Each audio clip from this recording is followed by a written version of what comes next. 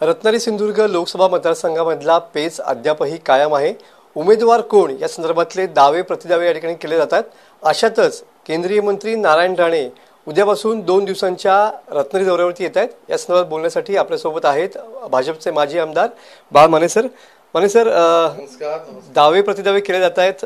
काल शिंदे गटाकडून या ठिकाणी शक्ती प्रदर्शन करण्यात आलं, त्यानंतर आता उद्या या ठिकाणी केंद्रीय मंत्री नारायण राणे यांचा रत्नागिरी दौरा या ठिकाणी होतोय। कसं बघताय? लोकशाही आहे आणि आता लोकसभेच्या निवडणुकांचे पडघम वाजलेले आहेत, त्यामुळे भारतीय जनता पार्टी एनडीए समवेत असल्यामुळे या देशामध्ये एनडीएचे पंतप्रधान पुन्हा एकदा तिसऱ्यांदा नरेंद्र मोदी साहेब व्हावेत ही सगळ्या जनतेची इच्छा आहे।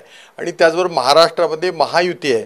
आपल्या महाराष्ट्राचे मुख्यमंत्री एकनाथराव शिंदे, त्याचबरोबर आमचे नेते माजी मुख्यमंत्री आणि विद्यमान उपमुख्यमंत्री देवेंद्रजी फडणवीस साहेब आणि अजितदादा पवार साहेब मुख्यमंत्री यांची महायुती महाराष्ट्रात आहे। आणि त्यामुळे कोणत्याही प्रकारचा तेढा वगैरे त्याच्यामध्ये आहे अशातला भाग नाही। 7 मेला रत्नागिरी लोकसभा मतदारसंघामध्ये, रत्नागिरी सिंधुदुर्ग लोकसभा मतदारसंघामध्ये जे काही मतदान होणार आहे त्याच्याकरता जनतेनं मन तयार केलेलं आहे, मत तयार केलेलं आहे। मोदी साहेबांच्या 400 पार करता रत्नागिरी सिंधुदुर्गचा खासदार आपल्याला पाठवायचा आहे। याच पार्श्वभूमीवर गेल्या 2 तारखेला रत्नागिरीमध्ये आणि 3 तारखेला सिंधुदुर्गमध्ये आमच्या 6 विधानसभा मतदारसंघातील सुपर वॉरियर बूथ प्रमुख कार्यकर्ते आणि नेते माननीय नारायणरावजी राणे साहेब आणि माननीय रवींद्र चव्हाण साहेब यांच्या नेतृत्वाखाली संपन्न झालेले आहेत। आणि आम्ही सगळेजण सज्ज आहोत। आणि उद्या परवा म्हणजे उद्या तारीख माझ्या मताप्रमाणे 6 तारीख आहे, भारतीय जनता पार्टीचा स्थापना दिवस आहे। ह्याचा औचित्य साधून राणे साहेब दौऱ्यावरती आहेत। राजापूरला 3 वाजता, रत्नागिरीला संध्याकाळी खंडाळा येथे 6 वाजता आणि त्याचबरोबर 7 तारखेला लांजामध्ये 3 वाजता आणि संध्याकाळी 7 वाजता रत्नागिरी शहरामध्ये आणि 8 तारखेला देवरुखमध्ये, संगमेश्वरमध्ये आणि चिपळूण या ठिकाणी अशा प्रकारे 3 दिवसाचा त्यांचा असा एक धावता झंझावाती दौरा माननीय निलेश राणे साहेब त्यांच्या सोबत आहेत। आम्ही सगळे राजेश सावंत जिल्ह्याचे अध्यक्ष आमचे आहेत, मी स्वतः आहे, सर्व भाजपचे पदाधिकारी कार्यकर्ते आम्ही त्याच्यामध्ये आहोत आणि तेव्हा आम्ही सज्ज आहोत। भाजपकडून या ठिकाणी नारायण राणेंचं नाव आघाडीवरती येत आहे। सिंधुदुर्गमध्ये या ठिकाणी वातावरण ढवळून निघाल्यानंतर आता नारायण राणेंनी आपला मोर्चा रत्नागिरीकडे वळवलाय का?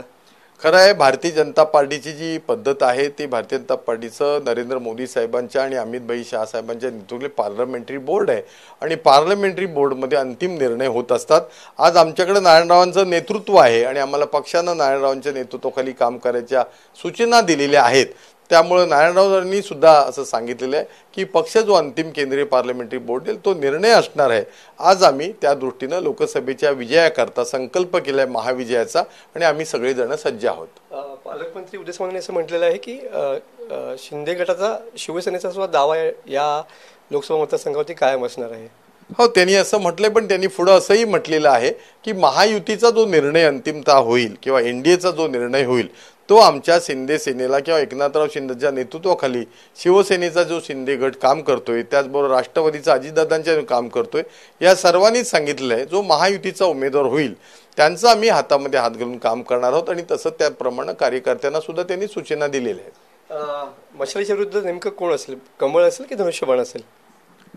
नाही, मशाल हे चिन्ह काही भारतीय जनता पार्टीचं नाही, ते उद्धव बाळासाहेब ठाकरे साहेबांचं आहे आणि त्यांनी मला वाटतं उमेदवार त्यांचा जाहीर केलेला आहे।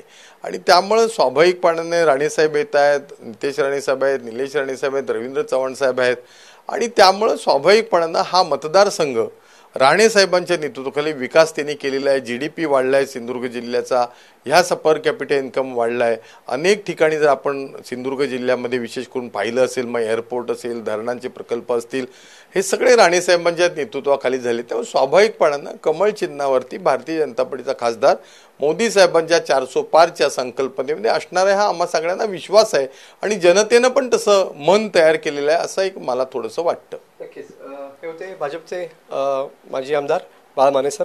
कॅमेरामन समित गजनेसह मी मनोज लेले, TV9 मराठी, रत्नागिरी।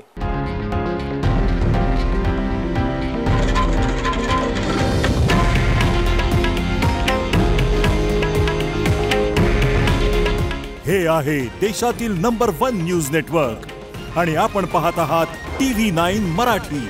काळजी तुमची, हित महाराष्ट्राचं।